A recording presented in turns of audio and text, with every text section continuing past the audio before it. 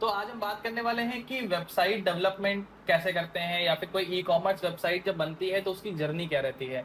कैसे हम वेबसाइट बनाते हैं, किस प्लेटफ़ॉर्म पे बनाते हैं, उसका सोशल मीडिया कैसा होना चाहिए, उस पे प्रोडक्ट कैसे होनी चाहिए, इमेजेस कैसे होनी चाहिए या पूरी एक जर्नी कि कैसे हम उस वेबसाइट को प्रॉफ़िटेबल या फिर एड्स को प्रॉफ़िटेबल बनाते हैं।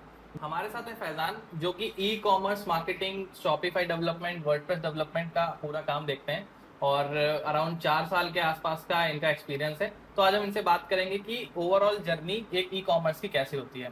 तो फैज़ान सबसे पहले हम बात करते हैं कि जो हुँ, भी हुँ। वेबसाइट अगर ई-कॉमर्स पे बन रही है, तो हमारा कौन-सा प्लेटफ़ॉर्म बेस्ट होता है? जैसे शॉपिफ़ाई, वर्डप्रेस या फिर हम पीएचपी पकड़ लें या कोई कोडिंग लैंग्वेज में पकड़ लें। हाँ, अगर बेसिकली अगर आप केवल ई-कॉमर्स को अगर पकड़ के चलते हैं, तो हम प्रेफ़र करेंगे कि आप शॉपिफ़ाई के साथ ही जाएँ। बाकी अदरवाइज़ आपके लिए दूसरी वेबसाइट भी अच्छी होती है, नो डाउट कि कोई भी वेबसाइट ख़राब होती है। बट शॉपिफ़ाई बनी ही ई-कॉमर्स के लिए, तो दैट्स व्हाई कि आप शॉपिफ़ाई की तरफ ही जाएँ। लेकिन जैसे शॉपिफ़ाई में क्या होता है जो उसका होस्टिंग होती है, शॉपिफ़ाई का जो प्लान होते हुँ, हैं हुँ। बहुत कॉस्टली होते हैं। तो मान लो बिल्कुल। कोई स्टार्ट कर रहा है, कोई इनिशियल उसके पास इतना कैपिटल नहीं है, हुँ, तो हुँ। क्या लगता है कहाँ से स्टार्ट करना चाहिए उसको? अगर इनिशियल कैपिटल की बात है, तो आप वर्डप्रेस पे भी जा सकते हैं। वर्डप्रेस अभी तक के जैसे अगर देखा जाए तो सबसे चीप जाती है।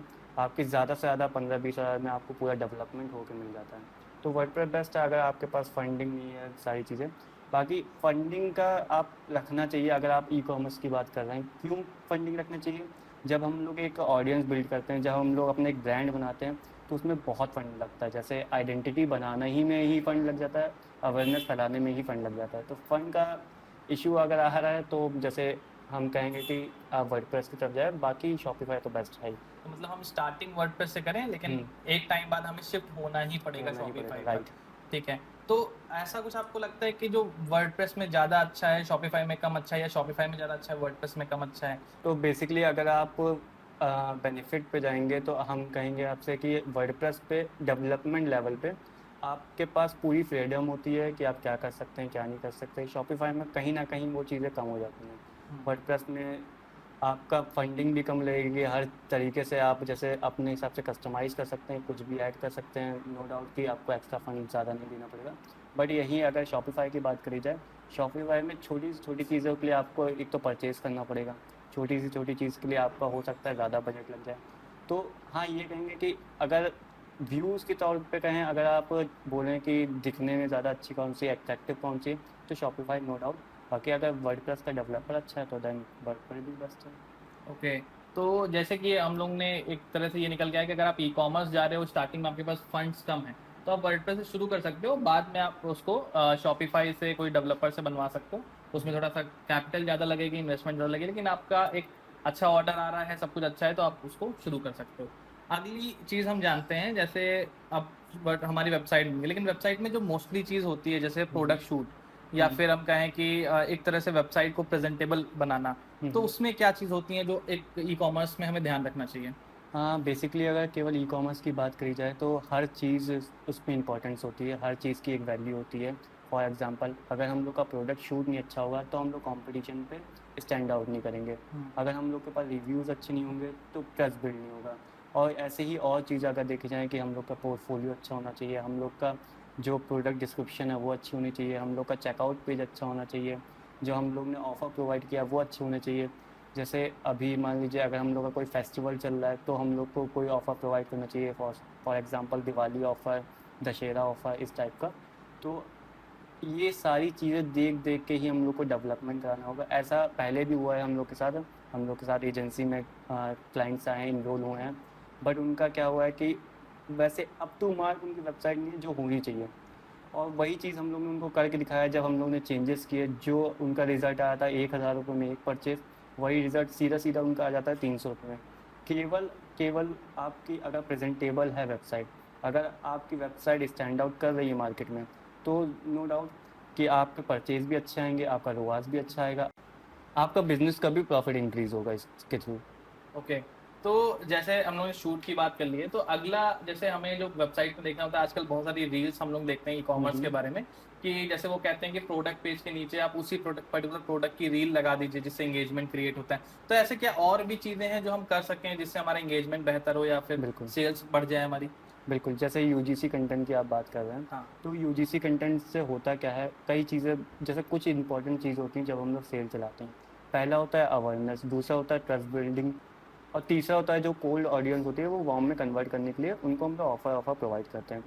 इसी तरीके से आप कह सकते हैं कि यूजीसी कंटेंट से हम लोग ट्रस्ट बिल्ड कर रहे हैं। हम लोग बता रहे हैं कि हम लोग एक नॉन ऑर्गेनाइजेशन है जो कि हम लोग आपको ये प्रोवाइड कर रहे हैं, ये क्वालिटी है, ये सारी चीज़ें। इसके थ्रू हम लोग बस केवल और केवल ट्रस्ट बिल्ड करते हैं यूजीसी कंटेंट के। कोई ऐसी केस स्टडी है क्या जो आपने मतलब किसी वेबसाइट की सेल इस तरह से बढ़ा दी हो? बिल्कुल, इसका भी एक जैसे एक पूरी स्टोरी है। फॉर एग्जांपल एक मेरे क्लाइंट हैं और उनका जो बिज़नेस 2019 में जिस रीलों से चलता था वो आज को नहीं चल पा रहा है। केवल और केवल बस इसका रीज़न ये है कि मार्केट ट्रेंड चेंज होता है, मार्केट चेंज होती है। जो लोग 2019, 2020, 2021 में पसंद करते थे जो रील्स, वो आज उनको नहीं पसंद करते हैं। क्यों? क्योंकि वो नया कंटेंट नहीं ला रहे हैं, ना यूजीसी कंटेंट ला रहे हैं, ना जैसे जो चेंजेस आए हैं उसके हिसाब से इवॉल्व नहीं हो पा रहे हैं। तो ये सारी चीज़ें बहुत ही जैसे फैक्टर करती हैं। और वहीं दूसरी तरफ एक नया क्लाइंट हम लोग का इनरोल होता है, कुर्ती चिकनकारी कुर्ती टाइप का, उनका चिकनकारी कुर्ती प्रोवाइड करते हैं वो। नया क्लाइंट इनरोल होता है, उन्होंने 1-2 लाख केवल अपने फ़ोटोशूट पे दिया हुआ है, अपना वेबसाइट बहुत अच्छी शॉपिफाई पे डेवलप करके रखी है। वो पहले दिन इनरोल होते हैं, पहले दिन में उनकी 10,000 की सेल। तो जैसे ये छोटी-छोटी चीज़ें कहीं न कहीं बहुत बड़ा इम्पैक्ट लाती हैं, बहुत बड़ा चेंजेस लाती हैं, जिसमें कि ज़ाहिर-सी बात है हम लोग को मार्केट के हिसाब से ही चलना होता है। Okay. अभी मार्केट कहती है कि हम लोग को यूजीसी बनाना है, हम लोग को ट्रस्ट बिल्ड करना है, तो ज़ाहिर-सी बात है हम लोग को करना ही पड़ेगा वो चीज़ें। ओके, तो वैसे शॉपिफाई या फिर वर्डप्रेस के लिए हमें कौन सा पेमेंट गेटवे की अगर हम बात कर रहे हैं तो किस तरह का पेमेंट गेटवे लेना चाहिए, किसका लेना चाहिए? तो अभी जैसे मेरा फेवरेट अभी जो हम लोग यूज़ करते हैं और दूसरे कस्टमर्स को भी रिकमेंड करते हैं, वो गोक्विक का है। गोक्विक का इसलिए भी है क्योंकि हम लोग उसमें कई सारी चीज़ें प्रोवाइड कर सकते हैं। For example partial payment, automatic उसमें एड्रेस फीस हो जाता है। जो भी कस्टमर होता है, जो भी क्लाइंट होता है, वो नॉर्मली बस अपना नंबर डाले, ओटीपी रिसीव होता है और ऑटोमेटिक उनका एड्रेस फीस हो जाता है। इसके थ्रू क्या होता है, पार्शियल पेमेंट जैसे सीओडी में आरटीओ बहुत होते हैं, तो उससे आरटीओ रेट 20 से 30% पे डिक्रीज़ हो जाता है। जैसे गिरावट देखने को मिलती है कई क्लाइंट्स में हमने देखी है, और बहुत अच्छा इससे रिजल्ट इंक्रीज़ होता है। हम लोग का रोआस इंक्रीज़ होता है, फेक पेमेंट इंक्रीज़ कम हो जाती हैं, बाकी अपना आरटीओ भी ठीक हो जाता है इससे।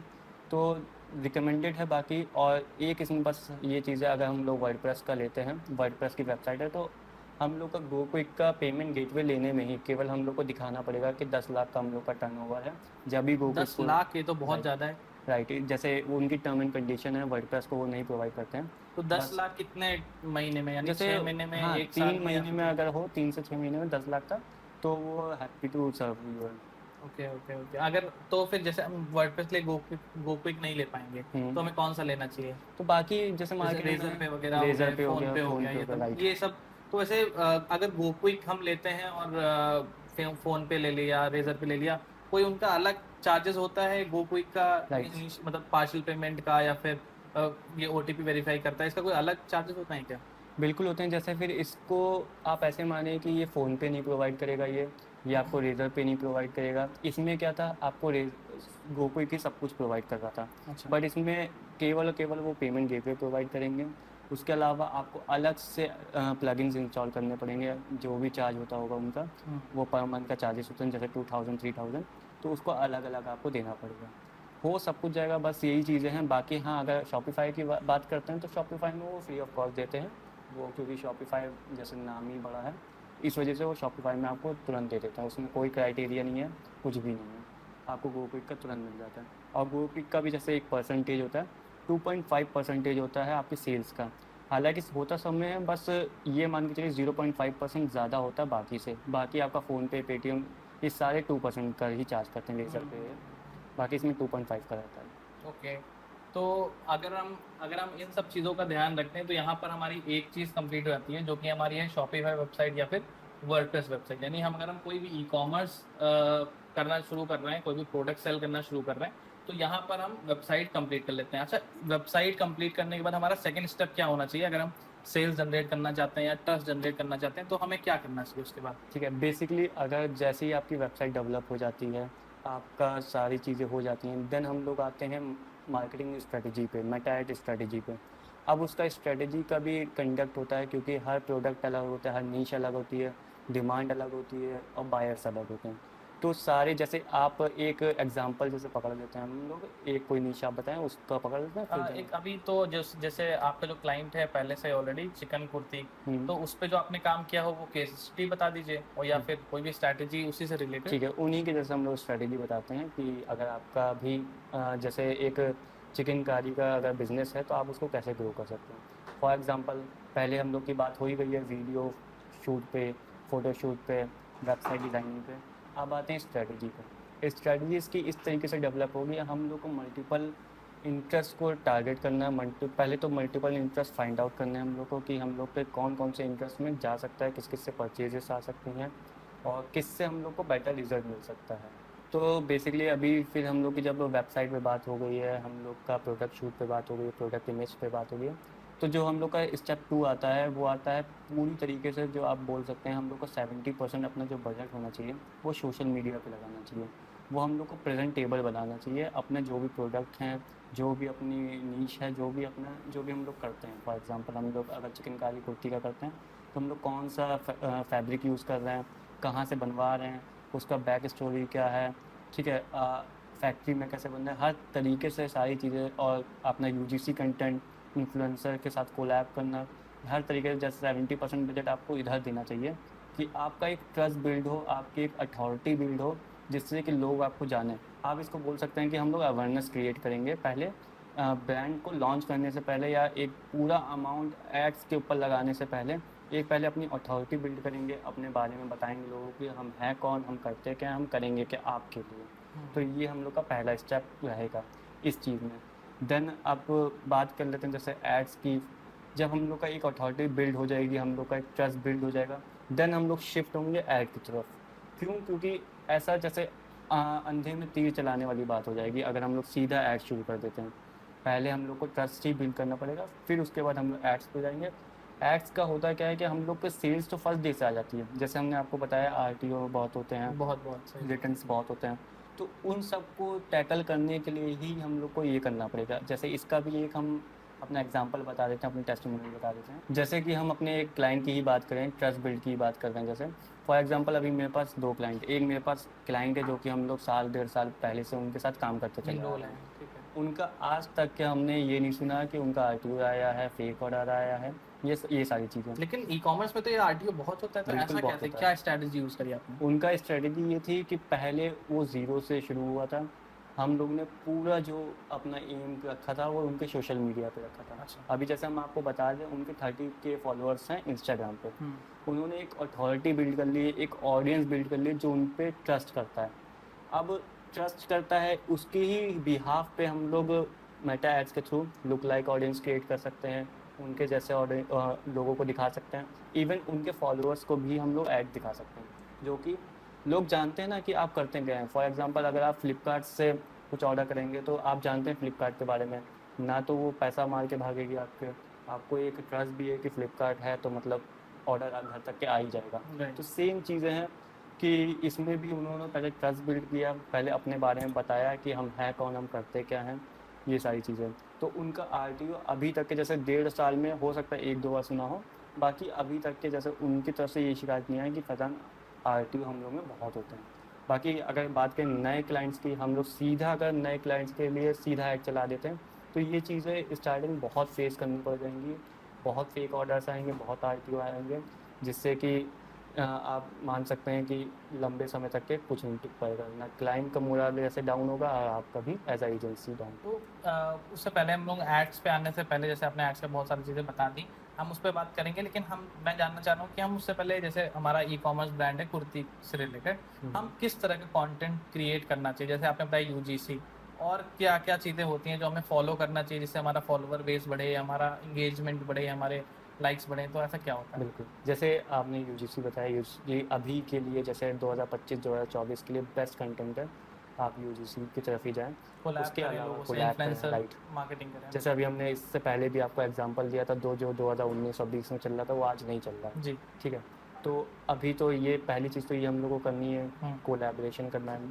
सेकंड, हम लोग को स्टोरीज डालनी है, अपने टेस्टिमोनियल डालने हैं, जो भी हम लोग सेल कर रहे हैं अपने प्रोडक्ट या जो भी आ रहे हैं, तो उनके टेस्टिमोनियल या व्हाट्सएप पे स्क्रीनशॉट ये सब पोस्ट करनी है। उसके अलावा हम लोग BTS कंटेंट यूज़ कर सकते हैं, जो हम लोग फैब्रिक यूज़ कर रहे हैं, जो भी जैसे भी हम लोग का प्रोडक्शन हो रहा है वो सारी चीज़ें दिखा यानी सकते हैं। फैक्ट्री की कुछ इमेजेस Right. वीडियोस हो गई, या फिर जैसे Right. कोई वुमेन है उसको वो सिल रही है, तो वो सब ज़्यादा इम्पैक्ट करता है Right. आपके हिसाब से। राइट। मैंने भी देखा है कि सोशल मीडिया पे जब हम लोग बात करते हैं सोशल मीडिया की, तो आजकल लोग खूब मतलब इंटरटेनमेंट स्टोरीज भी डाल रहे हैं। जैसे कोई रील वायरल हुई, अभी मैंने देखा था एक रील वायरल हुई थी, वो पिल्स खाती हो क्या ऐसे करके, राइट। सेंसेशन सेंसेशन करके वो म्यूजिक थी।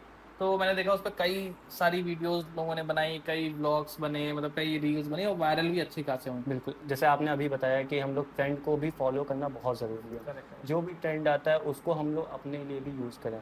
अब वो किस तरीके से अपने प्रोडक्ट को हम लोग इनिशिएट कर सकते हैं वो हम लोग का देखना है कि हम लोग कैसे कर सकते इसके हैं। लिए आप बहुत आसान से, मुझे लगता है कि इसमें चाहे चैट जीपीटी काफ़ी Right. हेल्प कर देगा। इवन हम लोगों ने एक चीज़ वहाँ पे भी मिस कर दी जब हम फोटो शूट की बात कर रहे थे। तो अगर आप आज के टाइम पे, क्योंकि इतना एआई का ज़माना आ गया है, तो अगर हम फ़ोन से भी फ़ोटो ले लें अच्छी लाइटिंग में और एआई पे डाल दें, वो एआई भी बहुत अच्छी वीडियो बैकग्राउंड के बिल्कुल। साथ वीडियो फोटो भी शायद बना के दे देता है। AI तो वैसे भी आसान कर दी है हम लोग की डिजिटल मार्केटिंग की आधी ज़िंदगी। तो अगला पॉइंट है फैज़ान कि जब भी हमने सोशल मीडिया बना लिया, हमने वेबसाइट बना ली, और मान लीजिए हमारे पास अच्छा खासा एक प्रेजेंस है सोशल मीडिया पे, अच्छे खासे फॉलोवर हैं, 30-35 हज़ार 50 हज़ार फॉलोवर हैं। अब या इनका यूटिलाइज हम एड्स में कैसे कर सकते हैं? दूसरी चीज़, हमारा पहला स्टेप क्या होना चाहिए जब हम मेटा एड्स रन करें या फिर हम कोई परफॉर्मेंस मार्केटिंग स्टार्ट करते हैं? तो पहला स्टेप क्या होना चाहिए? किस तरह से हम इंटरेस्ट फाइंड करें, किस तरह से हम ऐड कॉपी टेस्ट करें, किस तरह से हम ऐड क्रिएटिव रखना चाहिए, यूजीसी कैसे रखना चाहिए? तो वो चीज़ों के बारे में थोड़ा सा बताइए। बिल्कुल। जैसे ही हम लोग ने अभी सोशल मीडिया पे बात कर ली थी, उससे हम लोग ने जो भी सोशल मीडिया पे हम लोग ने काम किया है जितने भी मंथ, उससे हम लोग को एक ऑडियंस बिल्ड हुई है। तो सबसे पहले हम लोग को एक जैसे ग्राफ में नोट करना है कि हम लोग की कितनी ऑडियंस बिल्ड हुई है। फॉर एग्जांपल हम छोटा सा पकड़ लेते हैं, 5000 का 5K हम लोग के फॉलोअर्स ऐड ऑन हुए हैं, न्यू फॉलोअर्स, जिसके थ्रू हम लोग अपने मेटा एड्स में उनको as a lookalike audience भी क्रिएट कर सकते हैं, उनकी कस्टम ऑडियंस भी क्रिएट कर सकते हैं, उनको भी ऐड दिखा सकते हैं। क्योंकि इसको हम इसलिए बोल रहे हैं क्योंकि आप मान के चलिए जो लोगों ने हमें फॉलो करा है, जो इंटरेक्ट कर रहे हैं, जो कमेंट्स कर रहे हैं, जो हम लोग से पीपी पूछ रहे हैं या प्राइस पूछ रहे हैं, तो वो सबसे ज़्यादा हम लोग की हॉट ऑडियंस है। वो पहले से हमें जानते हैं, Right. उनका ट्रस्ट हमारे ऊपर है। राइट। और वो रिपीटेड ऑडियंस है, उन्होंने अगर एक बार लिया है, उनको पसंद आया चीज़ें, तो बार बार लेंगे, बार बार लेंगे। ठीक है, तो इसलिए एक चीज़ हम लोग ये कर सकते हैं। सेकंड, हम लोग ऐड कॉपी पे बहुत ध्यान रखना है, क्योंकि अभी 2 ही 3 चीज़ें होती हैं। पहला होता है इंटरेस्ट, दूसरा होता है अपनी ऐड कॉपी, थर्ड होता है अपना लैंडिंग पेज। ये तीनों चीज़ें हम लोग की बेस्ट होनी चाहिए, बेस्ट ऑफ द बेस्ट होनी चाहिए। अगर ये तीनों हम लोग की बेस्ट हैं तो हम लोग आराम से एक अच्छा रुआस अचीव कर सकते हैं, आराम से हम अपने बिज़नेस को प्रॉफिट की तरफ कन्वर्ट कर सकते हैं, आराम से सारी चीज़ें स्मूथली वर्कआउट होगी। अच्छा, अगर ये ऐड चीज़ें क्रिएटिव आप कैसे टेस्ट करते हो और इंटरेस्ट कैसे टेस्ट करते हो? मतलब फॉर एग्जांपल मैंने एक ऐड लगाया और मतलब एक ऐड में वो ऐड नहीं चला, और मतलब फिर हम इंटरेस्ट कैसे फाइंड करेंगे? मैं तो एक साथ ही बहुत सारे ऐड इंटरेस्ट डाल देता हूँ, तो आप किस तरह से उसको फॉलो करते हो? ठीक है, जैसे अभी ना ये इस टाइम हम बोलेंगे कि इस टाइम ये चीज़ करना कि एक साथ बहुत सारे इंटरेस्ट डाल देना, ये बिल्कुल गलत है। क्यों? क्योंकि इंटरेस्ट का भी एक जैसा एल्गोरिदम होता है, मेटा भी एक एल्गोरिदम बेस पे ही चलता है। अगर आप उसको 10 बातें एक बार में बता देंगे तो वो कहाँ भाग जाएगा, वो जैसे हर तरफ डिवाइड हो जाएगा। तो उसको ये चीज़ें ना करके ना, आप जैसे उसको डिवाइड कर लिए सारी चीज़ों में। अगर आपको लगता है कि ये मेरे 15 बेस्ट इंटरेस्ट हैं जिसमें हमें लगता है कि हाँ मेरा रिजल्ट इसमें आएगा, पहले चलिए इससे पहले इंटरेस्ट फीड करने से पहले इंटरेस्ट फाइंड कैसे करते हैं उस पर बात कर लेते हैं। इंटरेस्ट फाइंड करने के लिए कई सारी वेबसाइट अभी आती हैं, आप एक बार जैसे सर्च भी कर सकते हैं। इंटरेस्ट ऑप्टिमाइज़र करके नाम है उसका, तो आप देख सकते हैं उसमें। अच्छा, ये टूल्स फ्री होते हैं, पेड होते हैं? आप पर डे का 3 सर्चेस मार सकते हैं, 3 सर्चेस पर डे के फ्री हैं। यहाँ तक की फ्री है, बाकी उसके बाद paid हमें है। क्रेडिट लेने पड़ेंगे या Right. फिर? हाँ, ठीक है। तो उसमें आप सर्च कर सकते हैं, अपने बेस्ट 15 इंटरेस्ट फाइंड आउट कर लीजिए। अच्छा, इसमें हमारी कोई चैट जीपीटी हेल्प करता है क्या इंटरेस्ट फाइंड आउट करने में? जैसे चैट जीपीटी क्यों नहीं मदद कर पाता है, ये क्योंकि उसके पास बैक डेटा होता है, और आप जानते हैं कि ये मार्केट बहुत ज़्यादा चेंजेस लाती है, बहुत सारी चीज़ें चेंज हो जाती हैं। जो इंटरेस्ट शायद चैट जीपीटी में मिलेंगे वो आपको ऐड मैनेजर में फाइंड बिल्कुल भी नहीं होने वाले हैं।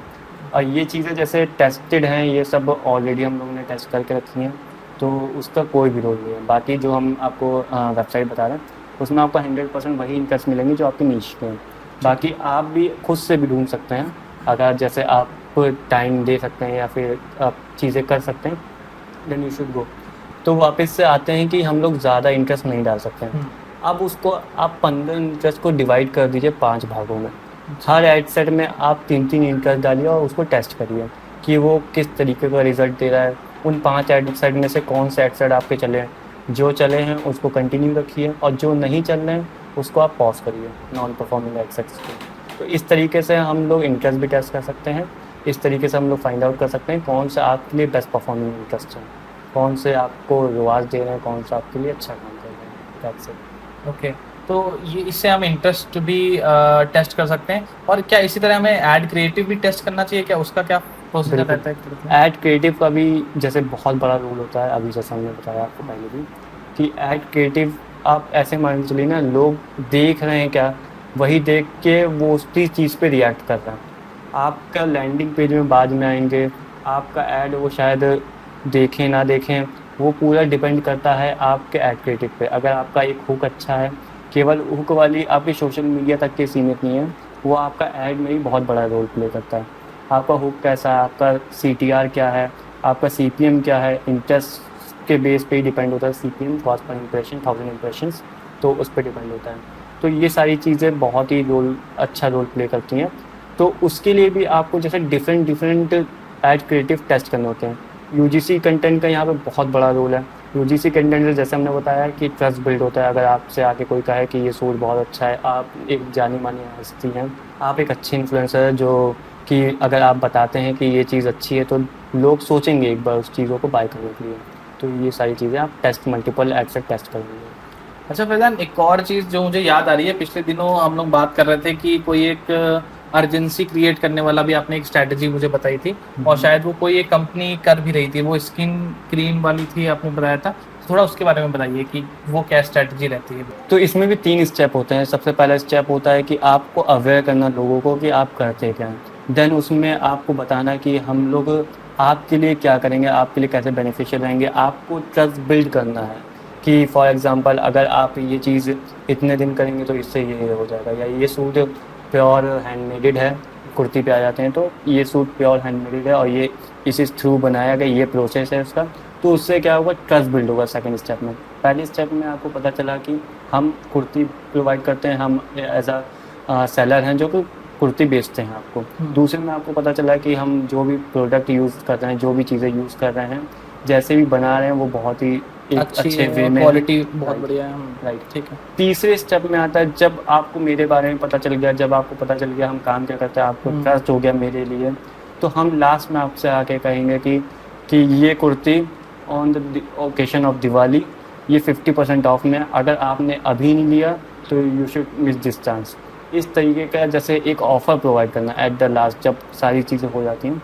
तो ऑफ़र प्रोवाइड करने से ये होता है कि लोगों को लगता है कि यार 15 दिन ही है, 15 दिन में अगर नहीं लिया तो यहाँ से चला जाएगा, ये मौका आखिरी बार है, आना नहीं है। तो इसी को हम कहते हैं कि अर्जेंसी क्रिएट करके सेल आउट करनी चाहिए। इसका एक एग्जांपल एक तरह से हम लोग ये भी ले सकते हैं, जैसे बिग बिलियन डेज आती है अक्टूबर में, तो हम लोग पूरा साल उसका इंतजार करते हैं कि भाई बिग बिलियन डेज अक्टूबर में आएगी तो हम उसको परचेज करेंगे। या इसको एक और स्टेप आगे बढ़ के हम इसको और समझ सकते हैं कि फ्लिपकार्ट ने फ्लिपकार्ट प्लस लॉन्च किया, तो वो सेल 24 घंटे पहले फ्लिपकार्ट प्लस वालों को लाइव मिल जाती है। तो ये सब अर्जेंसी क्रिएट करने का एक तरह से मुझे लगता है कि एक इनिशिएटिव से। हाँ, तो ये तो बात हो गई हमारी कि क्रिएटिव टेस्ट हो गए या फिर इंटरेस्ट टेस्ट हो गए।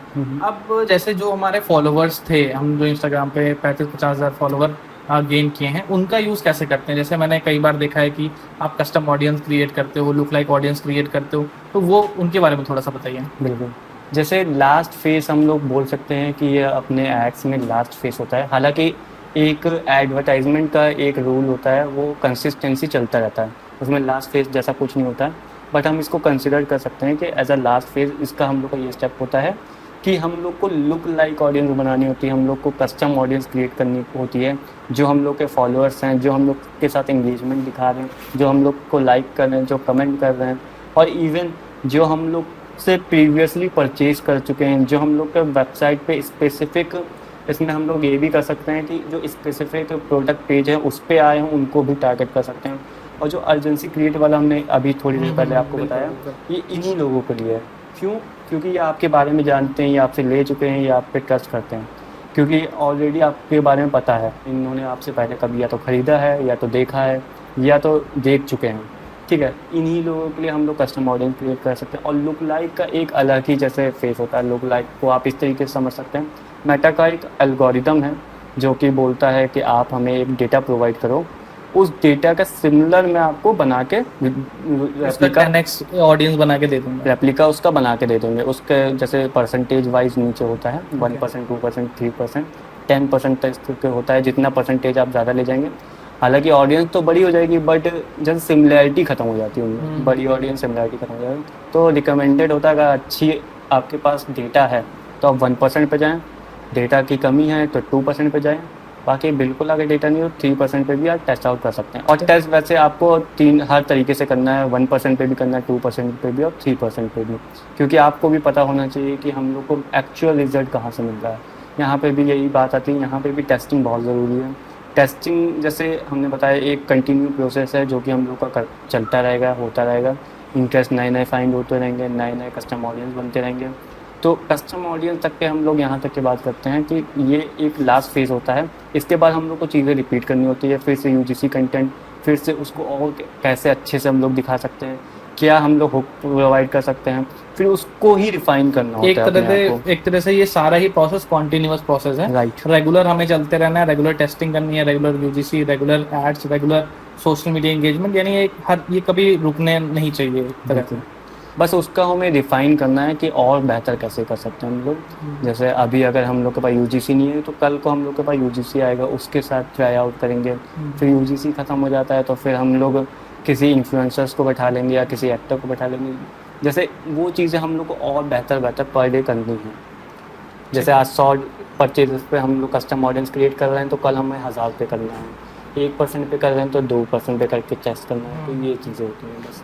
ओके, तो मुझे लगता है काफ़ी हद तक हम लोगों ने एक वैल्यू दी है इस वीडियो में। Right. और ई कॉमर्स के बारे में, और कैसे आपको एक वेबसाइट, कौन सी प्लेटफॉर्म पे आपको वेबसाइट चाहिए, इस पे भी हमारा कन्वर्सेशन बहुत अच्छा हुआ। और फैज़ान ने हमें कई सारी चीज़ें बताई कि आपको क्यों वर्डप्रेस पे जाना चाहिए, क्यों शॉपिफाई पे जाना चाहिए, इवन वेबसाइट कंप्लीट होने के बाद आपको सोशल मीडिया पे क्या करना चाहिए, किस तरह के कंटेंट क्रिएट करने चाहिए, ठीक है, और किस तरह से एंगेजमेंट लानी चाहिए, इस सब पे हम लोगों ने आज बात करी। इसके बाद एड्स पे भी किस तरह हम लोग काम करते हैं या फिर किस तरह हम लोगों ने क्लाइंट्स के लिए काम किया हुआ है, और किस तरह से आप अपने ई कॉमर्स ब्रांड के लिए कर सकते हो। तो वो सारी चीज़ों पे आज हम लोगों ने बात करी। तो इस तरह की और वीडियोस हम लोग लाते रहेंगे आगे अलग अलग नीशेस के लिए। आज हम लोगों ने एक कोर ई कॉमर्स पे बात करी कि किस तरह से एक वेबसाइट बिल्डअप होती है या फिर सारी चीज़ें बिल्डअप होती है। और नीश पे भी हम बात करेंगे, एड्स पर, सोशल मीडिया पे, सारी चीज़ों पे। और अगर आपको ये वीडियो वैल्यूएबल लगी हो और अच्छी लगी हो तो वीडियो को लाइक कर दीजिएगा, कमेंट करिएगा, हमें बताइए कि आप इनमें से कौन सी गलतियां कर रहे थे या फिर आप ऑलरेडी इनमें से कौन सी चीज़ें पहले से फॉलो कर रहे थे। साथ में चैनल को सब्सक्राइब कर लीजिएगा क्योंकि इसी तरह की और वीडियोस हम आपके लिए लाते रहेंगे।